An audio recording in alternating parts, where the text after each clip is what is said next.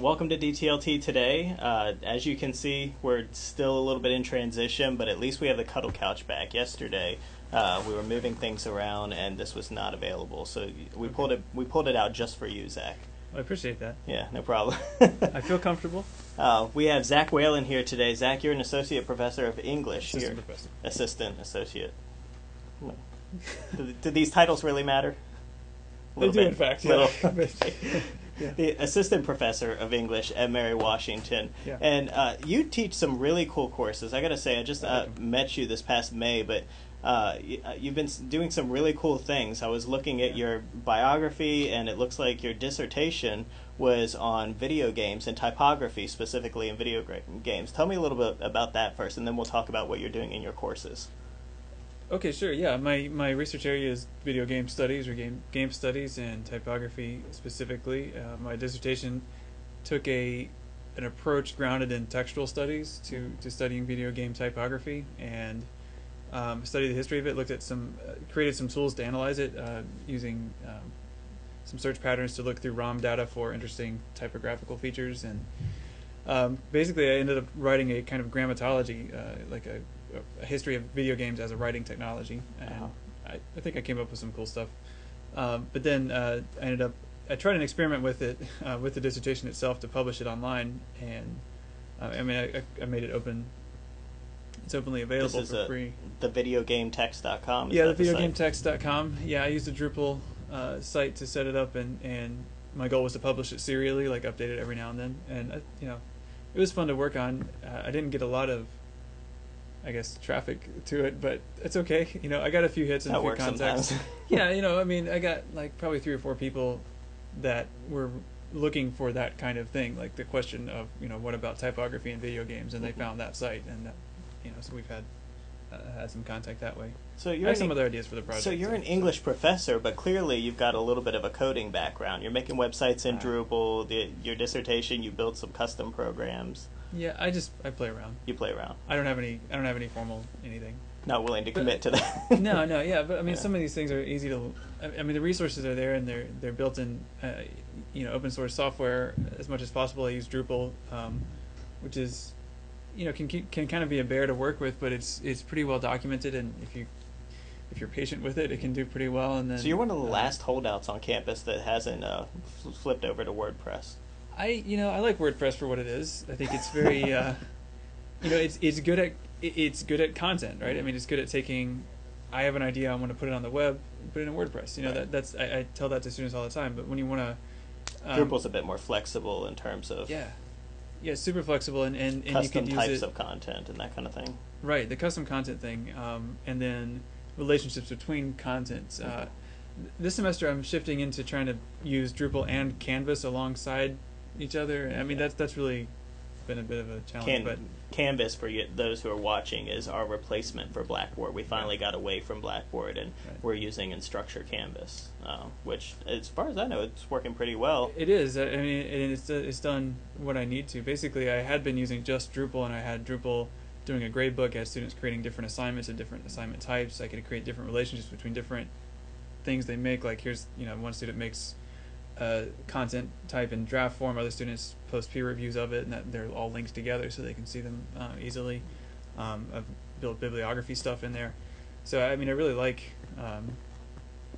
Drupal for that. Whenever I approach building a site, I sort of approach it through the lens of Drupal. How would I do this with Drupal? Yeah. And I feel like I've done some pretty fun things with it, but now I'm just using it mainly for as a content platform, and then letting Canvas do the hard stuff. I got to the point last semester where I was spending all this time debugging my gradebook stuff in Drupal, and I was like, This isn't my job. I should let Canvas or something else do that hard work for me, and then focus on the teaching. So, But what I like, you don't stick to the LMS as a way to manage your entire course. You're doing the gradebook Right. and stuff, but you've actually jumped outside of that to do some interesting things. I want to talk about what you're doing in your courses right now, and I was sort of plugging away on Twitter when I found out that you have a writing through media class this semester, and you're having them sign up for Reddit accounts and go on Reddit.com, and there's actually a whole subreddit where they're posting stuff. Tell me more about that. Okay, yeah, sure. Well, the idea started. Well, I've taught this class 3 times now. Last semester, I did it all entirely in a Drupal site, and I've been interested in Drupal. So in Reddit. So I tried a similar model on that within Drupal, where students could recognize work by other students that was good, basically taking the upvote concept from Reddit, and that worked pretty well, except that I didn't build in a downvote system, and I didn't do any of the other complex stuff that the algorithm does for Reddit, where new content is sorted near the top and old content goes to the bottom. Mm-hmm. I didn't do anything like that because it was just too hard. But it did let me feature good work, and that was the idea. Was that students, they sort of make the choice to put their work into the system, and then other students recognize it, and they kind of get a reward. There's an incentive for doing that. So I'm just trying that with Reddit, and kind of like my shift to using Canvas. I'm going to let Reddit itself do the Reddit-like thing, Mm-hmm. and so I made a subreddit for it, and Now, we'll see how it goes. And I saw on the syllabus, part of their grade is actually tied to something called karma on Right. Reddit. How does that work? Well, karma on Reddit is basically the like you submit links, and then you get upvotes or downvotes, and if you get more upvotes than downvotes, you get more karma. Gotcha. So it's like your karma score is basically your upvotes minus your downvotes. Okay. So you want to get people. So there's an incentive to create work that other people like. Right. And so that challenge is what I'm hoping my students will figure out is actually a rhetorical challenge. Like, how do you figure out what your audience expects, and how to meet those needs? Yeah, because it's somehow, interesting. and It's not always really the quality of the work itself that yeah. shoots up on Reddit. It's more, internet memes and things right. like that. It's whatever. jokes, or it's Sure. and that's, I told them that. I told my class that I felt that there is still some that are kind of waiting to buy in at this point, because I think they're sort of self-conscious about their work that they're putting out there. Yeah. But it's interesting looking at our subreddit. It has started to become that, like, inside jokes from class even, Really? or jokes, meme references and things that the normal Reddit is full of. Yeah. Is getting them some upvotes, and I know it's fun. Yeah, but the assignment is the assignment is called Karma. It basically is a participation kind of component of the class, and Right. if they get 100, the goal right now is, I may change this if it proves to be too hard to get to, but 100 karma points is 100 on the assignment. Yeah. 100 out of 100 points. So. Has anyone gone viral yet, or been more successful than others in terms of? Well, the ones that are successful are the ones that already have been using Reddit and kind of have gotten used to how that works. They know how the game's played in that respect. Right, and it is a game. I think that's Yeah. what I hope they realize, that there's a way to game it, and I'm not sure if they'll realize this or not, but among the class we've got 30-something students, and if they all upvote each other's work all the time, they'll all pretty quickly get to the max score. So they could game this collectively, and Yeah. I think that would be great. They haven't, Right. but they haven't yet. I don't know. I think I was just checking. I think the highest so far is about 27, 28 in Yeah. terms of karma. So, and a lot are just at 1 or 2. So they've got a long way to go. Well, it's a really interesting concept. We'll see. Are you doing anything else in your other classes that's similar, or? Not so much. Not with Reddit anyway. As far as engagement, I've been really having fun tinkering with if this then that. Have you played with that? I have. Yeah. So it's ifttt.com. Yeah. So it reminds me a little bit of Yahoo Pipes, Yeah, but it's super more easy. like user friendly. Yeah. What kind of things are you doing with that? I'm working on some for my senior seminar I'm teaching. I have us using. I've been using personally, and I'm encouraging them to use as well.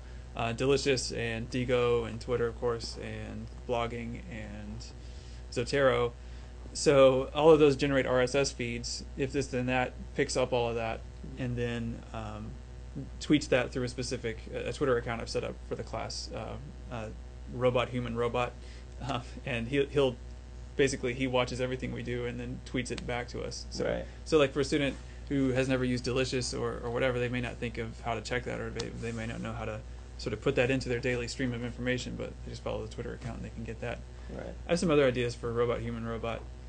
That I don't know if it's gonna work, but I have some. I don't want to reveal it if it's not gonna work, but I have some ideas where I might be able to use if then that to give him some more personality, basically. So we've got Noise Professor has been putting a couple questions out here, and one in Oh. particular I like. He is, what about like this idea of the hive mind and the negative connotation of people like downvoting others' work? And that Yeah, kind I of mean thing, that's and how it something. plays? Well, I talked about this with a class, and yeah, I mean the Reddit community at large can be very negative. There's some very dark corners of Reddit, and I didn't tell them what those were or how to find them. But, Right. you know, and so we had a conversation in the class, and I put it to them: do we want to have our content only be in this subreddit, or do we want to open it up and let you post anywhere? The subreddit is currently set up so only we can post in it. Mm-hmm. Anybody can read it, but only we can post in it. And to be clear, that means everybody can see that stuff in Yeah. there, but they can't actually post within this little group. Right. Yeah. Okay. So I mean, I think the Hivemind does create a risk in the sense that if any particular group of Redditors or just the general Reddit community decides that this class is a bad idea and they want to sort of raid my subreddit and downvote it to oblivion, that could happen. I mean, I told my students that this is an experiment, and so we'll see. And I'll protect them if that ends up being the case. That I'll rethink the assignment at some point. And what would be that'll really fun. cool would be the opposite too. Like if they were able to get to the front page saying, "We have this course, and my professor is going to give us all A's if you go there right now and upvote everything." Yeah, and that may seem kind of sneaky, but I still think that would be great. And in a sense, it would be buying into the platform, and that's really what I want them to think about: is how this platform creates these things. So Michelle says she feels protected. So that's good. That's the student. That's the I assume that's there. Michelle from the class. Yeah. Gotcha. So Okay. glad to hear that. Yeah. I mean, at least our subreddit feels like a bubble. It feels like it's a safe place to post, and we do have people visiting and commenting that are not part of the class, and that's that's cool too. Yeah. So far. That is cool. I just discovered right before here there's a UMW specific subreddit. It's just Reddit r UMW, and some of them have discovered us. So. Yeah. Is there a lot of activity on that one as well? Not really. Not but really. It's. I mean, I think there's 2 or 3 moderators that are pretty active. That's about it. Yeah. Well, we'll keep taking anybody's questions. The question is where it is. I think. Oh, It's so Reddit /r/writing through media, no spaces or. through media, and Punctuation, I'll just writing post the through link media. on the website with this video when we're done. So Yeah. definitely. Well, that's very cool. What else are you doing? I saw you had a graphic novel class, but this might be out of date. I don't know. Is that a course you're teaching right now? Yeah, I'm teaching graphic novel. Yeah, I mean, it's fairly straightforward. I guess students are blogging. The major project I've done for that class in the past has been 2 major projects for that class: a web comic that they work on in groups and then publish on WordPress. Which is interesting to me because it's like, as an English class, that seems like very artistic. Do you find that the students who come into it have a lot of artistic background, or are they just curious about I do that get kind a lot of of students who are artists, and that's great if they are, but I'm not an artist, and I can't really evaluate art. I mean, I can, but I don't in this class. So it's more about storytelling and narrative. So, I get some comics that are produced entirely with, clip art or something along those lines, and that's fine as far as I'm concerned. Right. And as far as the webcomic, some of the goals I set up for it are, of course, build a narrative, create characters, but also, find an audience for this. Reach out, create a Twitter account and follow comic artists, put it on Facebook, do whatever, and try to see if you can get some traffic. I give them access to analytics and have them Just get them plugged into DS106, and then they'll get all tons of traffic. There you go. Yeah. We're all about the art. We'll put it out there. The other project to do for that is a collaborative book where the groups each curate a chapter of content and write essays and then edit each other's work. And then that project I'm actually rethinking because it was just so much logistic overhead to manage who was supposed to be editing who.